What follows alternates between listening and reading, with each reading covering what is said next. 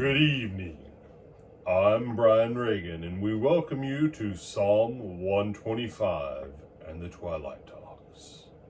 Tonight we'll be reading the whole psalm. The whole psalm? In its entirety. Okay. All right, go ahead and hit it, man. Those who trust in the Lord are like Mount Zion, which cannot be moved but abides forever. As the mountains surround Jerusalem, so the Lord surrounds his people, from this time forth and forever.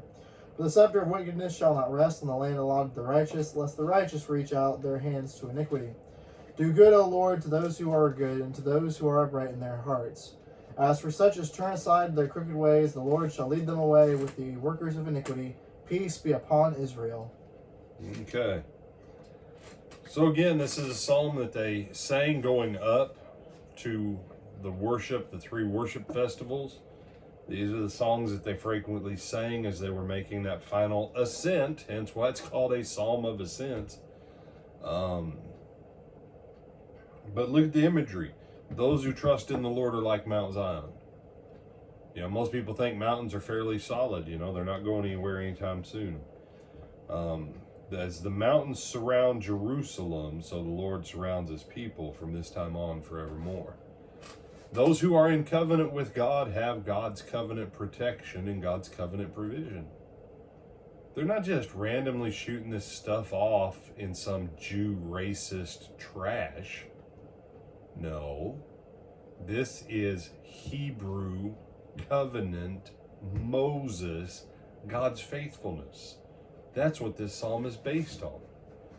That's a huge difference than what's in the world today, which is a racist system where everybody says, oh, the Jews are God's chosen people. No, you're being racist. The Hebrews were God's chosen people. He chose them and then he made them a nation. And that nation was Israel. The Jewish people are a tiny sliver of that original nation. And so when you read this, don't read Jew. Read God's covenant people, Israel. And that doesn't mean what's called Israel today, y'all. Okay? They'd have been more honest if they'd have called it Judah land. You know? That's too long. It is. Well, okay. It doesn't sound right either. It's not that long. It's shorter than Australia. This is true. So it's shorter than Zambia or Namibia. All right, maybe not in spelling, but at least in syllabification. All right.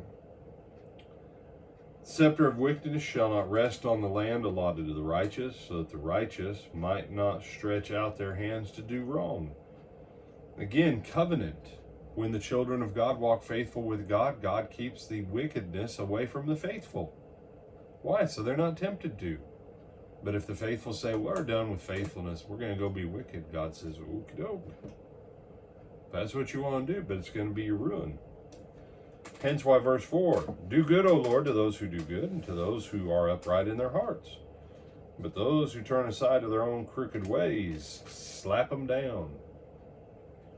You know, the Lord will lead away with the evildoers. Peace be upon Jews. No, peace be upon Israel. Peace be upon Israel because of the covenant. God's chosen people are those who are in covenant with him, and there's only one covenant in force now on the earth for God's people, and that is the blood of Christ in his church.